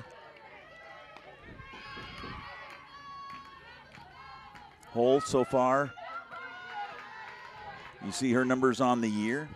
There's that on-base percentage that we were just talking about. Oh, nice pitch. Took something off of that delivery, and now Hull finds herself down 1-2 the count. And we've talked about how often Brianna Lopez is going to her changeup tonight. It's really done a good job of keeping the State hitters off balance. Upstairs, that'll even the count at 2-2.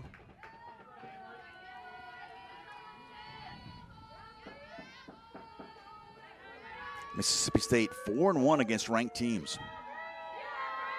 And currently they're slated to face 7 more ranked squads in 21 additional games. There's a swing and a miss and a strikeout. Big out for Lopez. Now there's 1 out.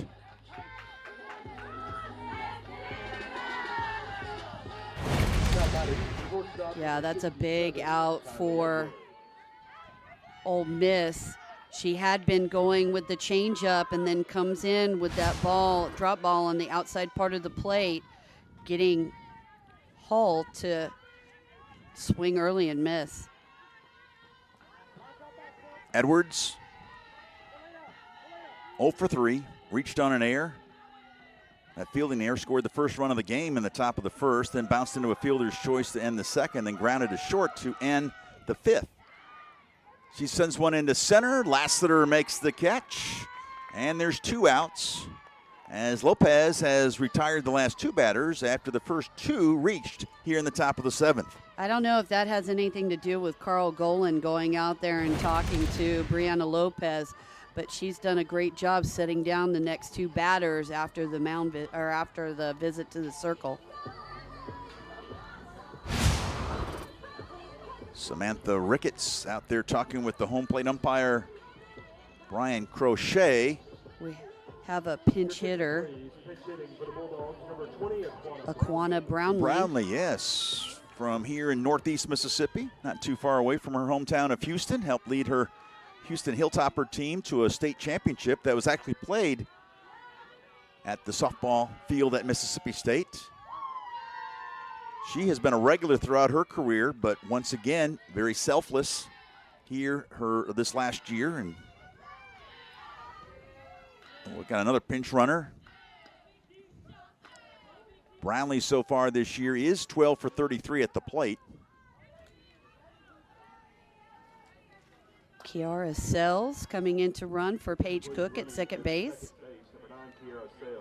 So Sells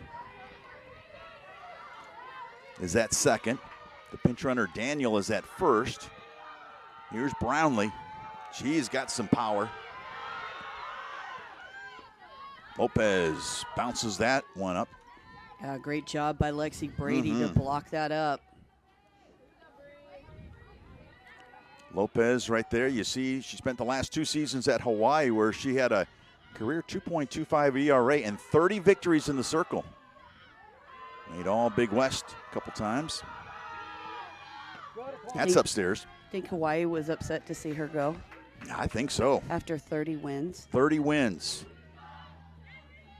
This year, she has now made 10 appearances out of the bullpen, counting tonight. That ERA started at 2.21. It's now at 1.56. There's a strike call to Brownlee.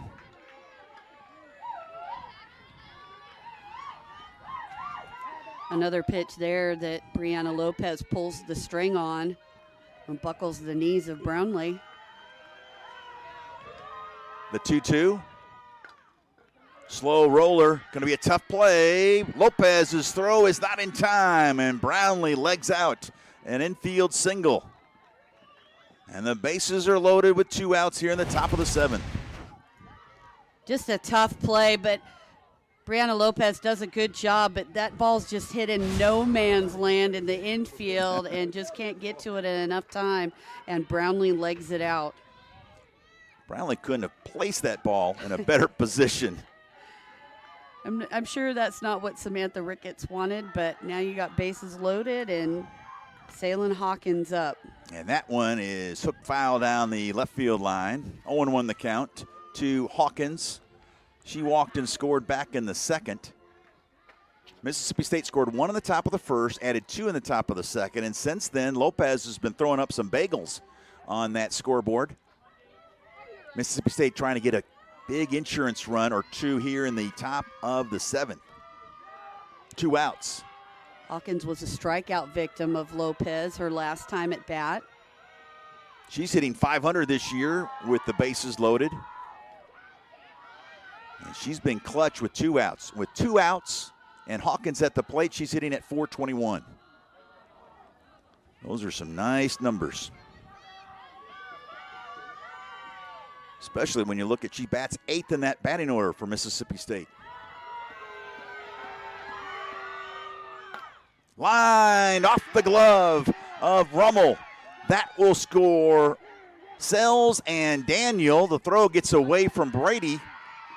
And a clutch 2-out, 2-run single by Hawkins, and it's now 5-1 Mississippi State. Yeah, it's a great job of hitting, just too much over the plate, and Hawkins nails it off the glove of Rummel at third base. Not exactly sure why Malvin threw the ball all the way home. She could have had the out at third base with Brownlee. So now 2 huge insurance runs, and here's a soft pop-up to the right side. DeLeon makes the catch, and that will this year looking for number 7. And she will face Furbush to lead things off. It's the 6, 7, and 8 hitters scheduled: Furbush, DeLeon, and Malvin against Marin. Furbush has 1 of the 3 base hits tonight for Ole Miss. 5, 6, and 0 the line score. Mississippi State has left 10 on base. 1, 3, and 1 for Ole Miss. The Rebels have left 4 on the base path.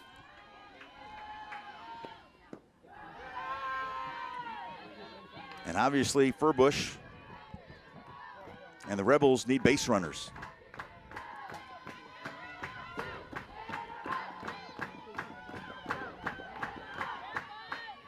Marin with 3 strikeouts, 3 walks. Giving up just that 1 run on 3 hits.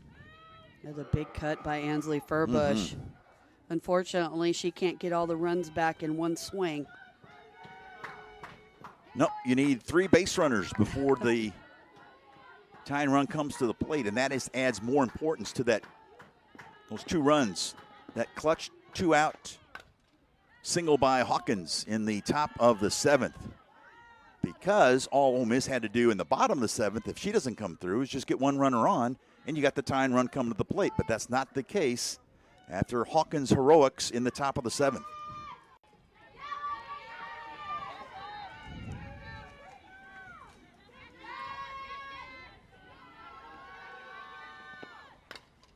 Furbush, slow roller. And that's Edwards. She's had a busy night. And there's 1 out here in the bottom of the 7th. Well, we can see after Edwards' performance at shortstop why head coach Samantha Ricketts is so high on her. Just a freshman.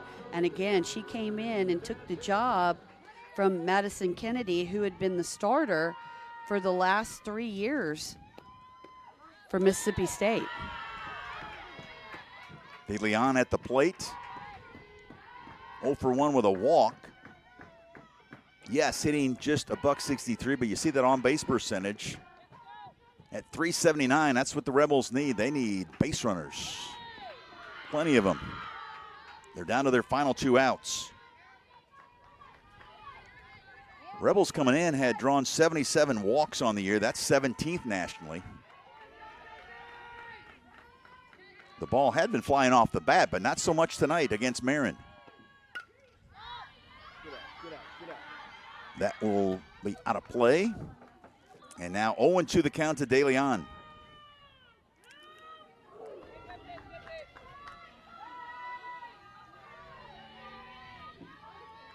Mississippi State trying for a win here at Ole Miss. The Rebels have done a nice job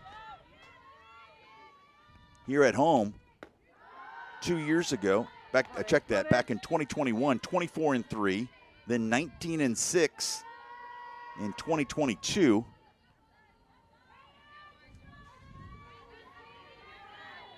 Rebels are 61-23 at home under Traxel, but they find themselves down by 4 with 1 out.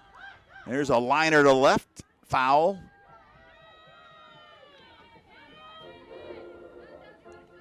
(61-23) at home, including 42-5 against non-conference opponents.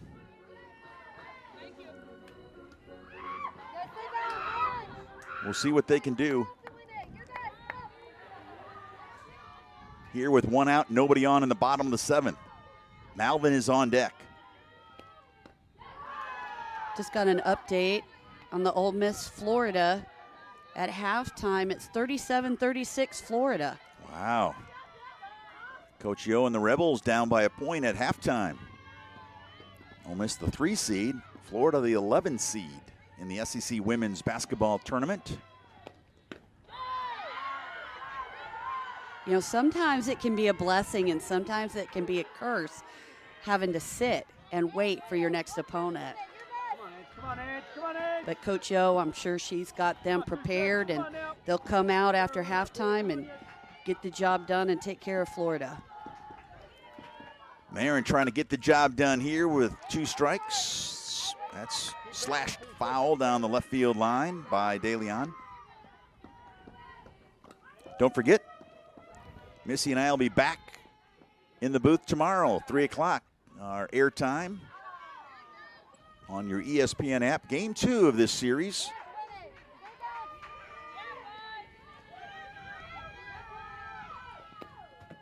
There's ball 4. And DeLeon walks for the second time tonight. And 1 on, 1 out for Taylor Malvin. And that's 4 walks for Josie Marin. And she had only 4 walks heading into this game after throwing 40 innings. Wow. That is saying something, but somehow, some way, she's been able to survive those walks. And 2 outs away from trying to go 8-0 on the year. Need another base run ahead. Come on now. That earned run average on the year currently standing at 1.51. Malvin 0 for 1 with a walk. She has one of those 4 walks on the night. Rebels with just 3 hits. 2 of them came in that 6th inning. Pone with a 1-out single. Tagged second on the fly ball to left by Smith, and then Brady came through with a 2-out RBI single to put the Rebels on the board.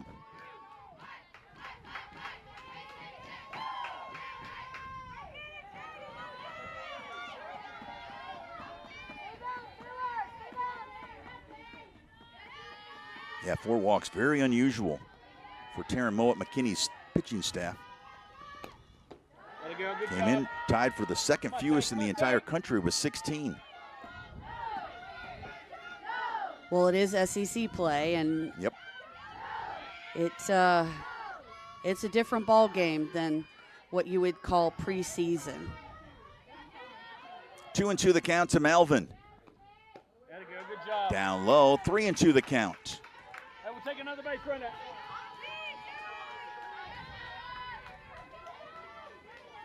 I think if State hadn't have gotten those 2 insurance runs in the top of the 7th inning, we might see something different here from head coach Samantha Ricketts and maybe putting somebody else in the lineup. Ground ball to the right side, and that will do it. A game-ending double play as Malvin bounced to Hawkins. DeLeon ran right in.